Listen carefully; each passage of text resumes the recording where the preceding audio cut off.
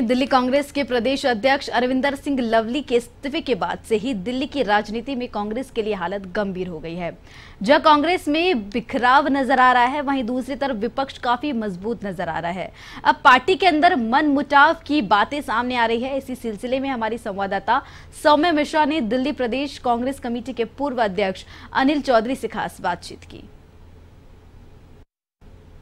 इस वक्त हमारे साथ दिल्ली कांग्रेस कमेटी के पूर्व अध्यक्ष अनिल चौधरी जी मौजूद हैं। पिछले दिनों इस तत्कालीन जो अरविंदर सिंह लवली अध्यक्ष थे, उन्होंने इस्तीफा अपना कांग्रेस के राष्ट्रीय अध्यक्ष को सौंप दिया, जिसे कि मंजूर कर लिया गया है। ऐसे में लगातार इसके खिलाफ जो है वो कांग्रेस के नेता भी अपनी बात कह रहे हैं।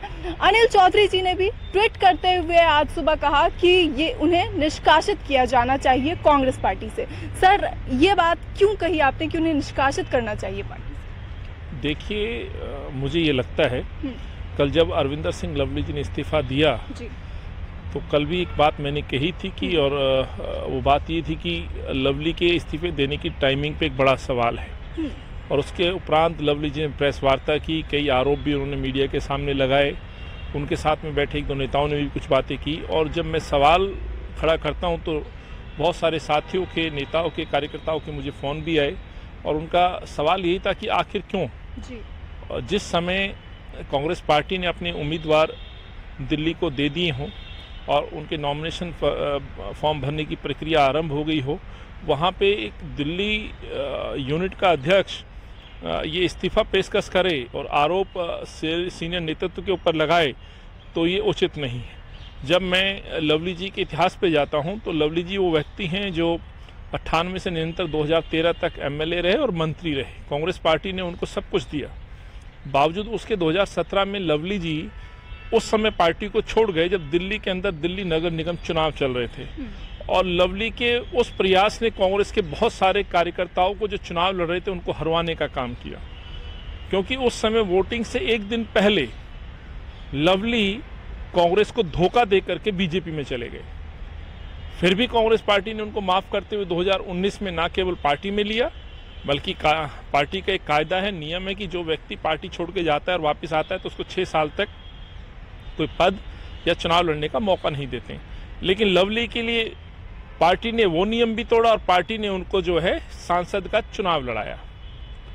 2019 के बाद लवली को आंतरिक चुनाव के अंदर एक बड़ी जिम्मेवारी दी गई, जो राष्ट्रीय अध्यक्ष का चुनाव था।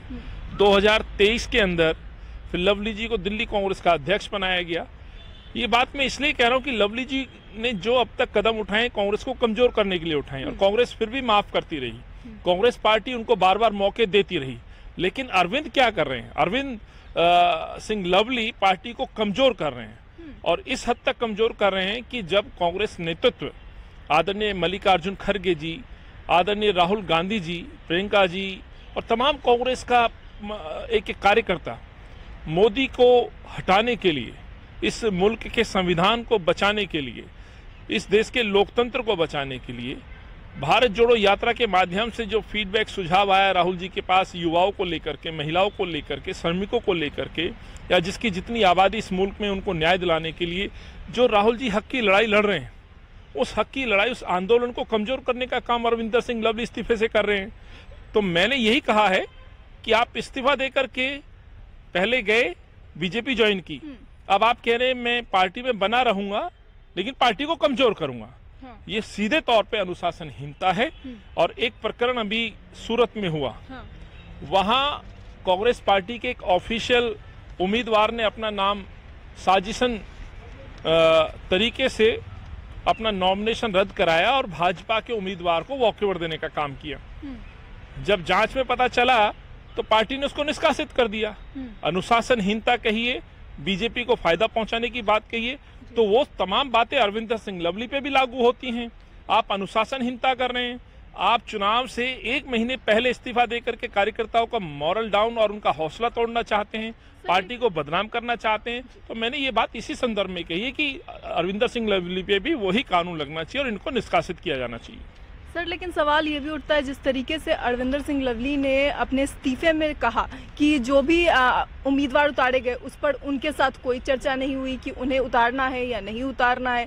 इसके अलावा उन्होंने कहा कि मुझे कोई पावर नहीं मिलती है, मैं पद पे होते हुए भी नियुक्तियां नहीं कर पा रहा हूं। इन सभी शिकायतों को जो उन्होंने दिया है इस्तीफे में, उसे आप किस तरह से देखिए? ये तमाम बातें, तमाम आरोप निराधार हैं। हाँ। और जो दो बड़ी बातें आपने कही हैं, 4 पेज का बड़ा लंबा चौड़ा एक इस्तीफा उन्होंने लिखा है, पर उस 4 पेज के इस्तीफे में मुझे कोई ज़्यादा सच्चाई दिखती नहीं है। पूरी तरह से झूठ बोलने का काम अरविंदर सिंह लवली ने किया है। नंबर 1 जो बात आपने कहा, चयन प्रक्रिया, देखिए कांग्रेस पार्टी की हमेशा परंपरा रही है। कांग्रेस पार्टी का एक चुनाव में उतरने के लिए जो कैंडिडेट्स का जो चयन है वो एक प्रक्रिया के तहत होता है, उसके लिए एक स्क्रीनिंग कमेटी बनती है। और यहाँ भी ऐसा ही हुआ। स्क्रीनिंग कमेटी के सदस्य दिल्ली कांग्रेस कार्यालय में आने के बाद उन्होंने सबसे जब वार्तालाप शुरू करी तो यही अरविंदर सिंह लवली थे जिन्होंने सबके सामने एक प्रस्ताव रखा कि दिल्ली कांग्रेस कमेटी ये प्रस्ताव रखती है कि दिल्ली के सांसद के रूप में जिसको भी हाईकमान उम्मीदवार बनाएगा हमें वो सर्वसम्मति से कबूल होगा। सो अब नई बात लेकर के आ गए हैं। आप प्रस्ताव रखते हैं, आप प्रस्ताव पास करके हाईकमान पे भेजते हैं, उसके बावजूद स्क्रीनिंग कमेटी के सदस्य सब लोगों से 1 to 1 मिलते हैं, बातचीत करते हैं, उनकी राय लेते हैं और हाईकमान के पास लेके जाते हैं। और स्क्रीनिंग कमेटी में देखिए सबसे मजेदार बात, अरविंदर सिंह लवली खुद भी उसके सदस्य हैं। और जब अपने चुनाव लड़ने की बात आती है तो अपना सिंगल नेम भेजते हैं। तो अरविंदर सिंह लवली 2 सीटों पे तो पैनल बनाते हैं और नॉर्थ ईस्ट की सीट पे अकेले लड़ना चाहते हैं। सच्चाई यही है, वो पहले दिन से चुनाव लड़ना चाहते थे। चुनाव का टिकट जब हाईकमान ने उचित नहीं समझा और कन्हैया कुमार जी को उपयुक्त वहां पर उम्मीदवार समझा तो स्वाभाविक है उनका टिकट हुआ है। सो वहां विचलित होकर के कि जिस तरह की पॉलिटिक्स की गई है, कहीं ना कहीं पार्टी को कमजोर और डैमेज करने की कोशिश की गई और सीधे तौर पे भाजपा को फायदा पहुंचाने की कोशिश की जा रही है। उसी के लिए मैंने कहा है कि बड़ा नुकसान पार्टी का इससे पहले लवली करे, लवली को निष्कासित किया जाए। सर, आपने इसमें कि ये चीज भी डाली है कि भाजपा के साथ मिलकर ये प्लानिंग बड़ी पहले से की जा रही है। ये फायदा तो भाजपा को ही है। हाँ। 2017 में एक दिन पहले छोड़ के लवली बीजेपी ज्वाइन कर लेते हैं, कांग्रेस हारती है, बीजेपी जीतती, फायदा किसको हुआ? बीजेपी को हुआ। अभी 1 महीने पहले आप इस्तीफा दे देते हैं और कहते हैं इस बार मैं पार्टी नहीं छोड़ूंगा। आप पार्टी में रह के पार्टी के खिलाफ बोलते हैं, पार्टी के नेताओं के खिलाफ बोलते हैं, चयन प्रक्रिया पे प्रश्न उठाते हैं, आप अलायंस को लेकर के अनभिज्ञ हैं, आप कहते हैं, जबकि आपका सुझाव था कि हमें अलायंस में जाना चाहिए। और मैं नहीं बल्कि 20-25 कार्यकर्ताओं के सामने केंद्रीय जो हमारा नेतृत्व है, जिसमें आदरणीय खड़गे जी खूब उपस्थित थे, राहुल जी उपस्थित थे, केसी वेणुगोपाल साहब और उस समय के तत्कालीन इंचार्ज श्री शक्ति सिंह गोयल जी उपस्थित थे, उनके समक्ष आपने ये बात कही थी कि हमें अलायंस में जाना चाहिए। मगर अब तो अरविंदर सिंह लवली साफ तौर पे कह रहे हैं कि आम आदमी पार्टी के साथ अलायंस नहीं होना चाहिए। यही तो मैं आपको बता रहा हूँ कि तमाम पत्र में जो बातें लिखी गई निराधार झूठी बातें हैं। इसीलिए मुझे सामने आना पड़ा कि जब पत्र के अंदर आप इतने झूठे आरोप आक्षेप लगा रहे हैं, जब एक बड़ी लड़ाई मुल्क में राहुल जी लड़ रहे हैं, आप देखिए ना, एक बड़ा वर्ग है इंडिया अलायंस, एक बड़ा गठबंधन है और उस गठबंधन के तमाम नेता लोग अपने अपने प्रदेशों में लड़ रहे हैं और राष्ट्रीय लेवल पर राहुल गांधी जी लड़ रहे हैं, खड़गे जी लड़ रहे हैं। और लड़ाई किससे है? तानाशाह से। इस मुल्क के युवाओं के जो अधिकार छीन रहे हैं, महिलाओं के अधिकारों को छीन रहे हैं, जो किसानों को मरवाने का काम करते हैं, जो किसी से संवाद नहीं करना चाहते, तो जो तानाशाही उसके खिलाफ एक बड़ी लड़ाई चल रही है। और लवली जी वहां अपने टिकट के लिए रोना रो रहे हैं, टिकट नहीं हुआ तो आक्षेप लगा रहे हैं, गलत आरोप लगा रहे हैं। तो इसलिए मुझे आना पड़ा और मैं ये कहना चाहता हूं आपके चैनल के माध्यम से, सरासर झूठ बोलने का काम अरविंदर सिंह लवली कर रहे हैं। अन्यथा जो 20-25 लोग उस सभा में उपस्थित थे, जब ये प्रस्ताव इन्होंने रखा, सुझाव दिया, कई साथियों ने इनकी बात में उनको अनुमोदन दिया। और ये भी मैं बता दूं क्यों लवली जी को पहले बोलने का मौका मिला, क्योंकि वो पूर्व प्रदेश अध्यक्ष थे।